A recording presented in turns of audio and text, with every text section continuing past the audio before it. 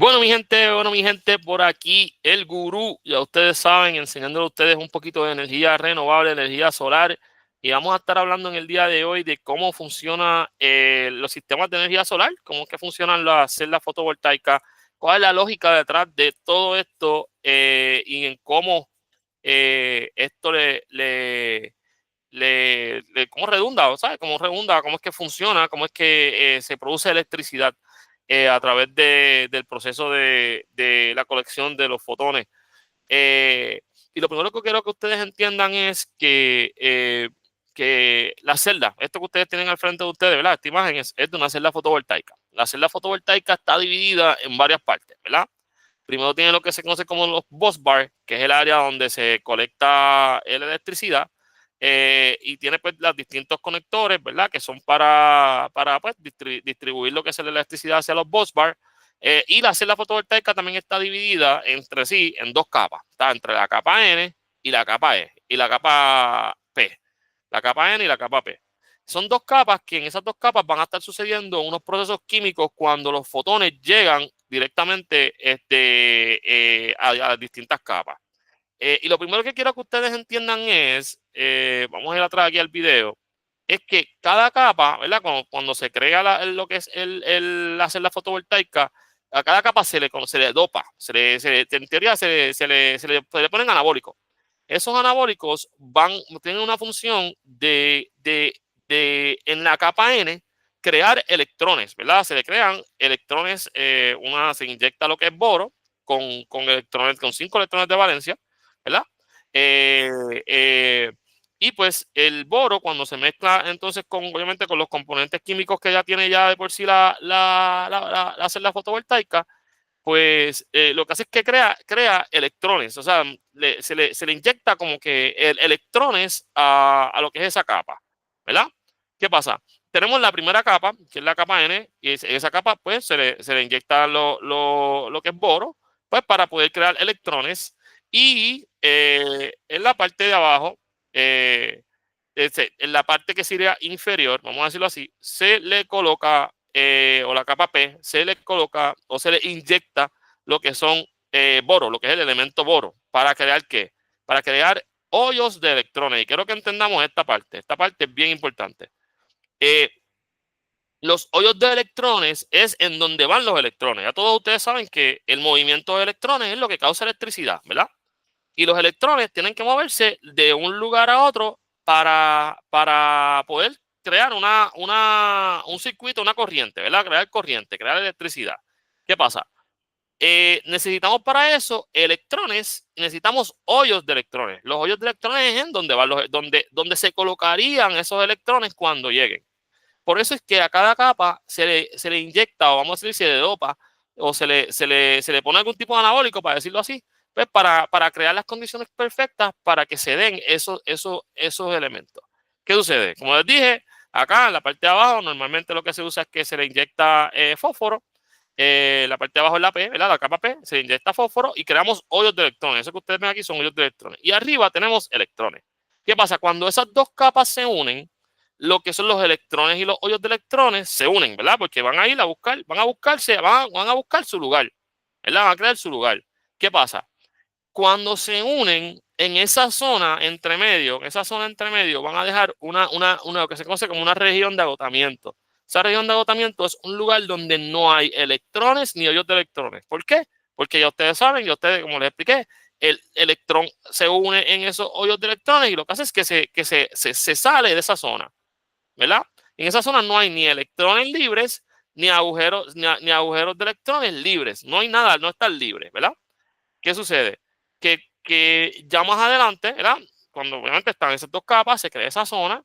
Lo que sucede luego es que cuando el sol, ¿verdad? El sol se encarga, voy a darle un poquito para adelante el video, cuando el sol se encarga de enviar los fotones, lo que hace es que esos fotones se crean lo que se conocen pares, ¿verdad? Lo que se crean pares. Cuando el sol les da, se crean pares. ¿Pares de qué? Pares de electrones y de hoyos de electrones. Y esos hoyos de electrones, esos pares de esos hoyos de electrones se empiezan a crear en esa zona que está sin nada, sin agujero, de hoyos de electrones y sin agujeros de electrones. ¿Qué sucede? Que los electrones van a moverse hacia su zona, ¿verdad? Hacia la casa, su capa N, y los hoyos de electrones se van a mover hacia la capa P.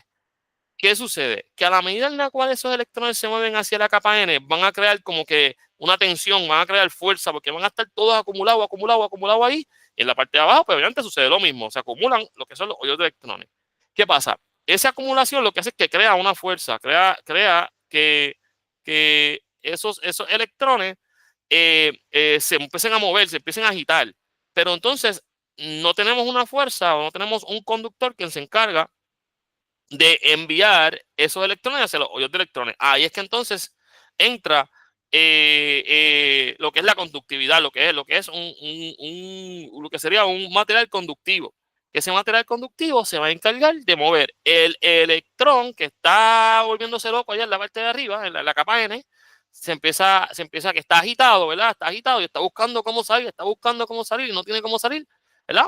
Pues cuando tú le conectas lo que es un conductor, ese conductor lo que hace es que esos electrones se mueven hacia la capa donde están los hoyos de electrones, creando así una corriente eléctrica, ¿verdad? Creando corriente eléctrica, creando en sí un circuito.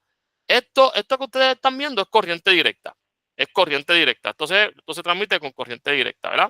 Ahora bien, ya conociendo eso, lo que hablamos es el funcionamiento de lo que son las celdas fotovoltaicas. Ya cuando vamos más allá, ¿verdad? Cuando vamos más allá, vamos un poquito más para adelante para el video. Vamos a ir acá, un poquito más para adelante, ¿verdad? Estoy explicando lo que les acabé de explicar. Ya en sí, la celda fotovoltaica está dividida en varias capas, ¿verdad? Tiene lo que es una capa protectora, tiene materiales aislantes y tiene obviamente el área de la celda fotovoltaica y también tiene en la parte de atrás donde están conectados todos los junctions, donde están los junctions, que los junctions es el lugar donde se colecta toda esa electricidad que se produce. Ahora bien, mire lo interesante de todo esto. Cuando tú ves una celda fotovoltaica, un panel solar, es la unión de muchas celdas fotovoltaicas. Es la unión de muchas celdas fotovoltaicas. Y eso que ustedes están viendo es la celda fotovoltaica, ¿verdad?